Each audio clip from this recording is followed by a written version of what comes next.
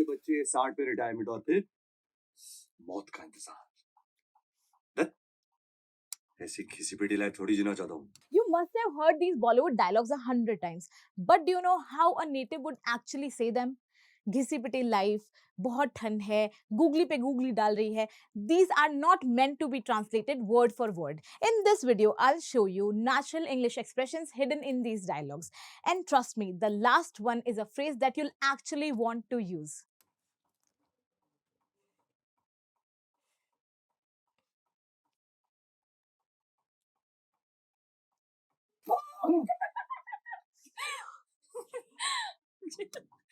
झाड़ियों में से आवाज आए ना तो मुड़ के नहीं देखते। ओ गॉड, मतलब ये तो डरता ही, मतलब मैं भी डर गई जबकि मुझे पता था कि इस वीडियो में क्या होने वाला है, बिकॉज ये इतना सडनली हुआ. एनीवे देखिए, ये जो फर्स्ट डायलॉग है ये है, झाड़ियों में से आवाज आए तो मुड़ के नहीं देखते. आप लोग को you guys know the drill, आप लोग को भी साथ में ट्रांसलेशन करना है सो दैट आपकी प्रैक्टिस हो, और फिर मेरी ट्रांसलेशन के साथ मैच करना है. इसी तरह से हम रोज प्रैक्टिस करेंगे, थोड़े से डायलॉग्स लेंगे, क्योंकि देखिए क्या होता है, जो हमारी मूवीज होती हैं वो रियल लाइफ से इंस्पायर्ड होती है, तो उसके डायलॉग भी डे टू डे बेसिस वाले डेली कॉन्वर्सेशनल ही होते हैं. तो इससे बेटर कुछ भी नहीं हो सकता प्रैक्टिस करने के लिए डेली कॉन्वर्सेशनल डायलॉग्स या लाइंस. क्योंकि देखिए बुकिश जो डायलॉग्स होते हैं, सॉरी जो लाइंस होती है वो बिल्कुल अलग होती है, बुकिश इंग्लिश बिल्कुल अलग होती है, और ये वाले डायलॉग्स बिल्कुल डिफरेंट होते हैं. ठीक है, हम रियल लाइफ में बुक वाली चीज़ें कभी यूज़ नहीं करते. रियल लाइफ में जब हम एक्चुअली इंग्लिश बोलते हैं तो आप रियलाइज करेंगे कि चीज़ें बहुत सिंपल होती हैं, वोकैबुलरी सिंपल होती है, डायलॉग सिंपल होते हैं. तो इसलिए यहाँ पे प्रैक्टिस करने से वो चीज़ आपकी और ज़्यादा इम्प्रूव होती चली जाएगी. बस शर्त ये है कि आपको रोज़ आना है, 10 से 15 मिनट की हार्डली वीडियो होती है, वीडियो देखना है, प्रैक्टिस करनी है, और फिर आप देखिएगा कितना ज़्यादा डिफरेंस आ जाएगा. अब ये बोल रही है, if you here here something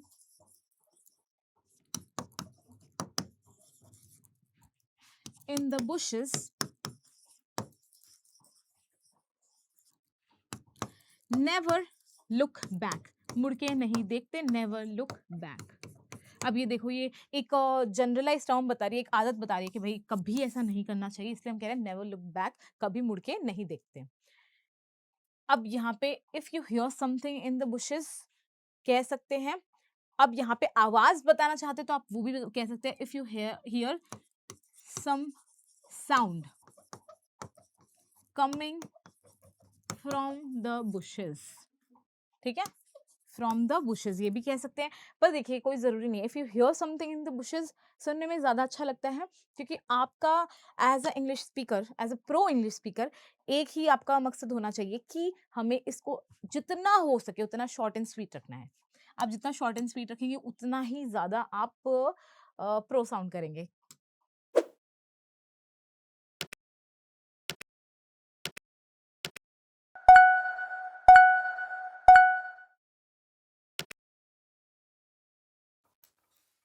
तुम यहाँ क्या कर रही हो? चलो, अगर यहाँ सच में भैरव का मंदिर था तो मैं भी कुछ मांगना चाहती हूँ. अब ये पूछ रहा है तुम यहाँ क्या कर रही हो. ये आपको सीन का कॉन्टेक्स्ट तो पता ही होगा अगर आपने मूवी देखी है. नहीं देखी है या आप भूल गए तो मैं बता देती हूँ. ये लोग ये मनाली वाली ट्रिप पे आए थे, और यहाँ पे क्या होता है, यहाँ पे इनका जो गाइड है वो उनको बताता है कि यहाँ पे पहले एक भैरव का मंदिर हुआ करता था, और पहाड़ के बहुत ऊपर चढ़ के, एंड उस मंदिर में ऐसे मान्यता है कि अगर आप कुछ मांगते हैं तो आपकी विश पूरी होती है. तो पर वहाँ पे मतलब एक बहुत रिस्की है, वो सिर्फ रात में दिखता है, ऐसा करके कुछ तो सीन था. तो इस वजह से वो मना करता है कि भाई रिस्की है, कोई जाएगा नहीं. बट ये जाता है और इसको पता होता है कि इसकी इतनी चुल है कि ये तो जाएगा ही, तो इसलिए इसके पीछे पीछे आ जाती है. तो अब ये इसलिए दोनों रात में निकले, आधी रात में, बिना किसी को बताए. तो अब he is asking what are you doing here. बहुत ही सिंपल सा प्लेन सा डायलॉग है, ये आपको बिल्कुल समझ में आ रहा होगा. What are you doing here, अब मैं मान के चल रही हूँ ये तो आप सभी लोगों का सही होगा ही.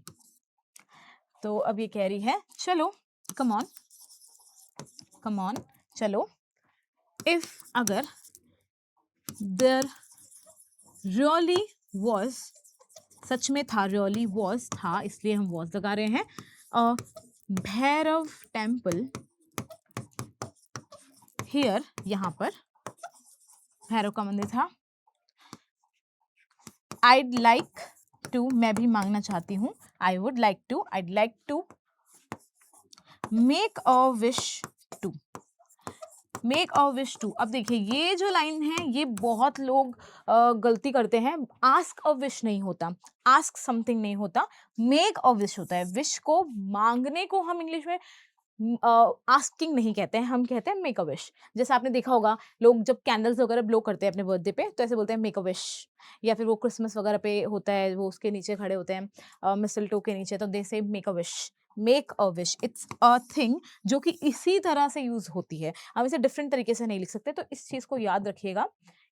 जब भी आप विश के बारे में बात करें आपको कहना है मेक अ विश। यहीं पे आते हैं वो डायलॉग्स जहां पे आपको समझ में आता है कि ओके इसका वर्ड टू वर्ड ट्रांसलेशन नहीं होता है।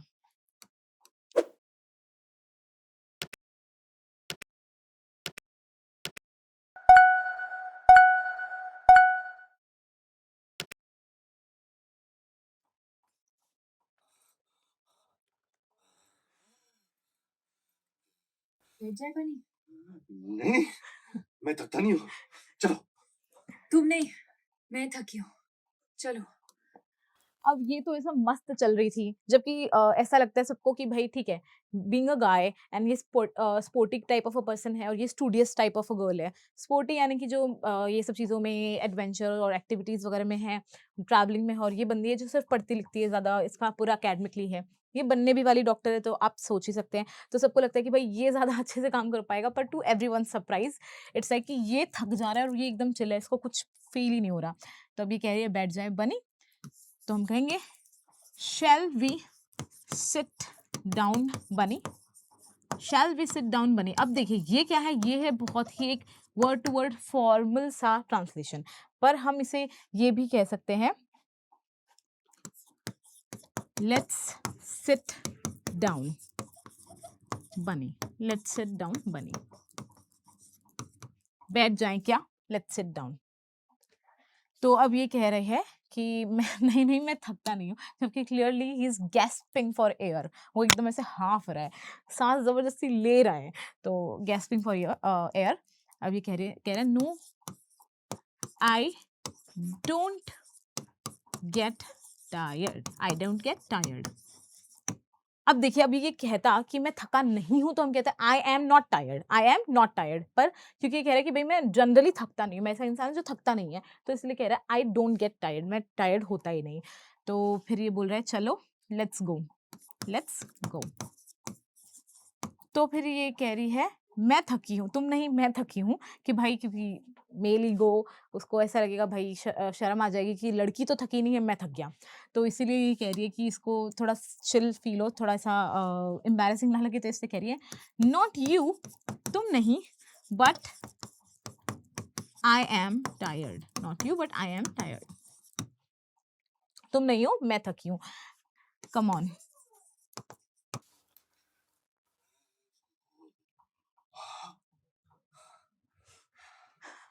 दारू लुक है एट क्या? हिम। क्या? प्लीज, बहुत ठंड है, थोड़ी हो जाए। अब ये कह रही है दारू है क्या, और इसको पता है क्लियरली कि पीती नहीं है, तो इससे इसका ऐसा रिएक्शन आ रहा है क्या ये तुम मांग रही हो। तो अब देखिए अब हम इसे नेचुरली अगर मतलब ऐसा वर्ड टू वर्ड ट्रांसलेशन करेंगे तो हम क्या कहेंगे, do you have some alcohol या एनी एल्कोहल। ठीक है, दारू एल्कोहल, एल्कोहल ही होता है जिससे नशा चढ़ता है, सॉरी। ठीक है, do you have any alcohol. But अगर हम इसे थोड़ा सा वैसा कि भाई आपको पता है कि एग्जैक्टली क्या बोलना है, थोड़ा नेटिव्स की तरह बोलना चाहें, इन शॉर्ट अगर मैं कहूँ तो आप क्या कहेंगे, आप कहेंगे यू गॉट सम बूज। क्या बोलते हैं, बूज। डू यू गॉट सम बूज भी कह सकते हैं, यू गॉट सम बूज भी कह सकते हैं, दोनों ठीक है। ठीक है, तो अभी कह रहे हैं व्हाट, तो अब ये बोल रही है बहुत ठंड है। अब देखिए हम इसे कह सकते हैं इट्स वेरी कोल्ड। ठीक है, इट्स वेरी कोल्ड, पर ये सुनने में बड़ा ही ठंडा साउंड करता है एक्चुअली। हम कहेंगे इट्स फ्रीजिंग। क्या कहेंगे हम, इट्स फ्रीजिंग। अब देखिए ठंड के भी लेवल होते हैं, अगर थोड़ी सी ठंड होती है तो कहते हैं इट्स चिली। ठीक है, ज़्यादा ठंड होती है कि आपको ऐसा लग रहा है भाई मैं तो जम ही जाऊंगी, तो होता है इट्स फ्रीजिंग। ठीक है, अगर आपको ऐसा लगता है कि मतलब ऐसा बर्फीली ठंड है बिल्कुल ना, तो आप कहेंगे आइसी कोल्ड। और अगर ऐसा लगता है कि भाई इतनी ज़्यादा ठंड है कि बिल्कुल मतलब ऐसे अंदर हड्डियों तक जा रही है, इतनी अंदर तक जा पा रही है, तो हम कहते हैं बोन चिलिंग। बोन चिलिंग यानी मतलब बिल्कुल ही ऐसे अनकंफर्टेबल सी ऐसे ठंड है कि बिल्कुल ऐसा लग रहा है कि अंदर तक घुस जा रही है। तो इस तरह से बहुत बहुत ठंड है, बहुत ही ज़्यादा ठंड है, इस तरह से हम नहीं बोलते हैं। अगर हमें थोड़ा और बेटर साउंड करना है तो हम इस तरह की चीज़ें यूज़ करते हैं। जब ऐसे हल्की सी भीनी-भीनी सी ठंड रहती है ना तो हम कहते हैं इट्स चिली। जब ज़्यादा ठंड होती है ऐसा लगता है कि थोड़े जम से जाएँगे तो होता है फ्रीजिंग। जब थोड़ा ऐसा लगता है बर्फीली टाइप की ठंड है तो हम कहते हैं आइसी कोल्ड। एंड जब बहुत ज़्यादा एकदम ही भयंकर वाली ऐसे अनकंफर्टेबल वाली ठंड होती है तो हम कहते हैं बोन चिलिंग। अब देखिए ऐसा है कि इसके अलावा भी और सारी चीज़ें होती हैं, पर आप ये 3-4 भी याद रख लोगे ना तो ये तो बहुत है, मोर देन इनफ है for you to use. Being India में इतना ही ठंड का काम पड़ता है हमारा, ठीक है? तो अगर आप ये 3-4 चीज़ें भी याद रख लोगे it's you are good to go like really. तो अब ये कह रही है थोड़ी हो जाए, हम कहेंगे let's have some. Let's have some, थोड़ी हो जाए।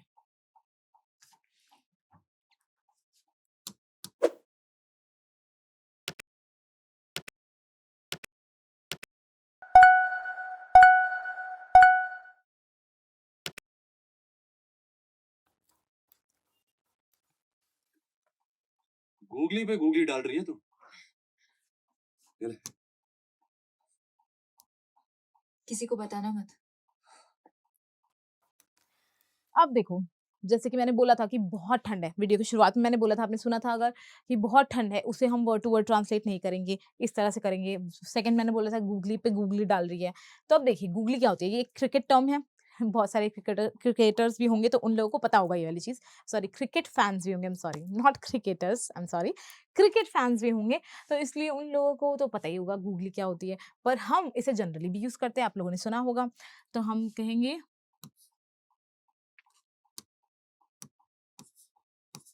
you are throwing, I'm sorry, हाँ, you are throwing one googly after another। अब देखिए अगर हम इसका वर्ड टू वर्ड ट्रांसलेशन करना चाहते हैं तो हम इसे ये कहेंगे, पर अब जो ये गूगली वाला वर्ड है ये इंडिया में ही ज़्यादा पॉपुलर है, ये बाहर लोग ऐसे नहीं बोलते हैं। तो हम इसके पीछे का मतलब लेके इसे अगर ट्रांसलेट करना चाहें तो हम कहेंगे यू आर थ्रोइंग सरप्राइजेस।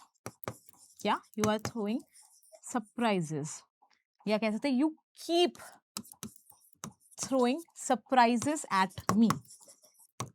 और हम गूगली से भी रिप्लेस करते हैं you are throwing one surprise after another. मतलब कि भाई तुम तो सरप्राइज देती ही जा रही हो, तुम ऐसी चीज़ें कर रही हो जिससे कि मैं सरप्राइज से सरप्राइज हो रहा हूँ कि अच्छा Naina is doing that, Naina is doing this. ठीक है, तो इसीलिए हम इसे बोलेंगे सरप्राइजेस, गूगली नहीं बोल के सरप्राइजेस बोलना ज़्यादा ठीक है। आप ये टर्म रखना चाहते हैं बोल सकते हैं, बट ऐसा गूगली मेनली हिंदी में यूज़ करते हैं। तो अब ये कह रही है, अब ये कह रहे हैं here take this, take this, ये ले या टेक दिस। तो अब ये कह रही किसी को बताना मत, don't tell anyone about this. I hope आप लोग साथ में ट्रांसलेशन कर रहे हैं, कोई भी आलस नहीं चलेगा। आप लोग को इस वीडियो का अगर पूरा फ़ायदा लेना है, आप आए हैं अपना टाइम दे ही रहे हैं, तो अपने टाइम को पूरा यूटिलाइजेशन कीजिए और साथ में ट्रांसलेशन करके देखिए। इससे आपका सबकॉन्शियस माइंड एक्टिवेट हो जाएगा एंड जब आप खुद से बोलने के लिए जाएंगे तो आपका काम ऑटोमेटिकली हो जाएगा। ऐसा होता है ना कि डिफ़ॉल्ट सेट हो गया, रोज़ हम प्रैक्टिस कर रहे हैं तो धीरे-धीरे चीज़ें ऑटोमेटिकली यहाँ पे सेट हो गई। तो अब जब आप बोल रहे हैं तो आपको बोलने से पहले ज़्यादा सोचना नहीं पड़ रहा।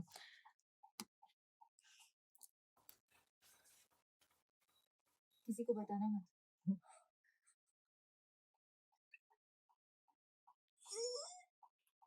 22 तक पढ़ाई, 25 पे नौकरी, 26 पे छोकरी।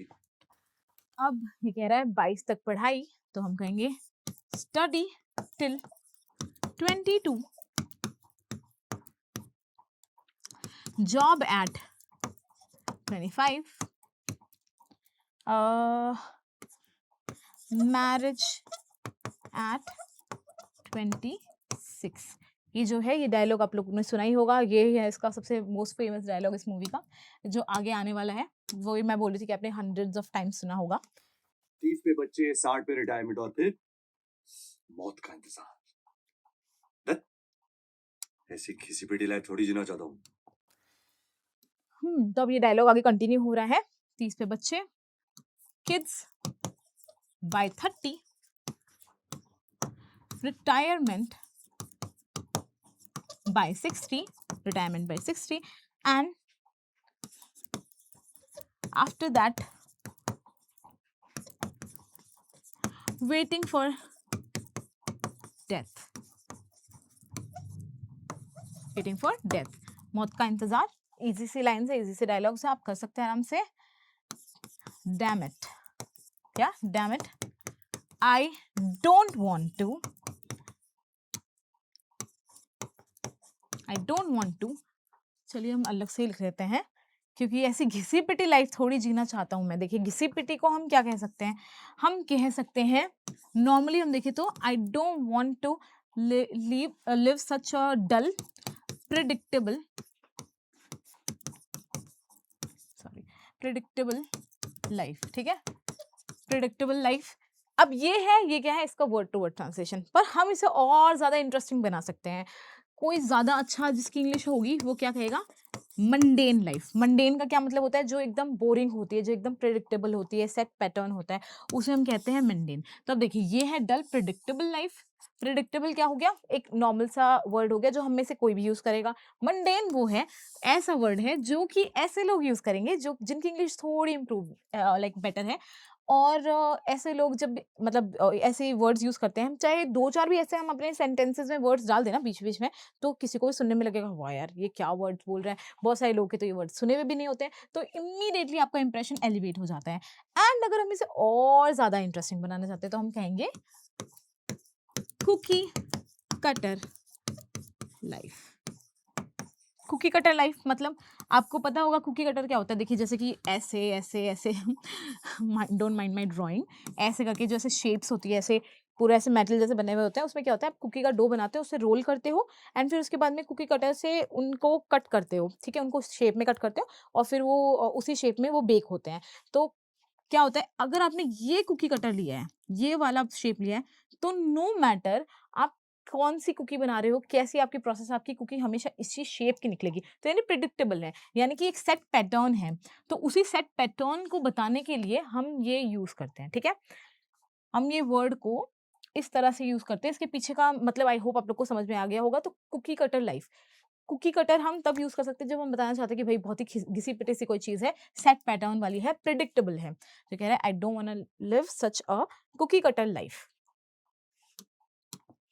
एंड ये एक ऐसा फ्रेज है जो अगर आप यूज करेंगे ना तो आपको खुद को करते हुए भी बहुत मजा आएगा, सुनने वाले को भी बहुत इंटरेस्टिंग लगेगा। ऐसा होता है ना कि आप ऐसे थोड़ी मोनोटोनस टाइप की चैट चल रही है, उसके अंदर आप बीच में इस तरह के इंटरेस्टिंग वर्ड्स डालते हैं तो सुनने में और अच्छा लगता है, बात करने में और मजा आता है और आपका इंप्रेशन तो अच्छा बनता ही है।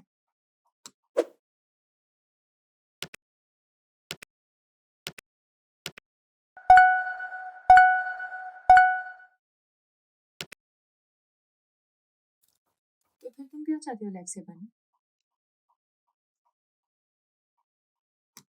मैं उड़ना चाहता हूँ नैना। अब ये कह रही है the most famous dialogue of the movie, so what do you want from life Bunny. या हम कह सकते हैं what are your expectation from your life. तो ये कह रहा है I want to fly Naina, I want to fly. आप लोगों ने ये डायलॉग्स बहुत बार सुने हैं, पर क्या आपको इसकी ट्रांसलेशन करनी आ रही है? लेट्स सी, आप लोग करिए, लेट्स फाइंड आउट कि आपको कितना सही समझ में आ रहा है। दौड़ना चाहता हूँ, गिरना भी चाहता हूँ, बस रुकना नहीं चाहता। आई रिमेम्बर जब ये मूवी आई थी, ये डायलॉग सुने थे तो आई वाज एक सही बात है यार, कितना सही बोल रहा है। And it was kind of I opening. ऐसा होता है ना कुछ मूवीज ऐसी होती है जिनको देख के आपको थोड़ा सा पर्सपेक्टिव, आपका थोड़ा नजरिया बदल जाता है जिंदगी को देखने का। This was also one of those movies, जैसे जिंदगी मिलेगी ना दोबारा है, जैसे तमाशा है, जस्ट लाइक दैट।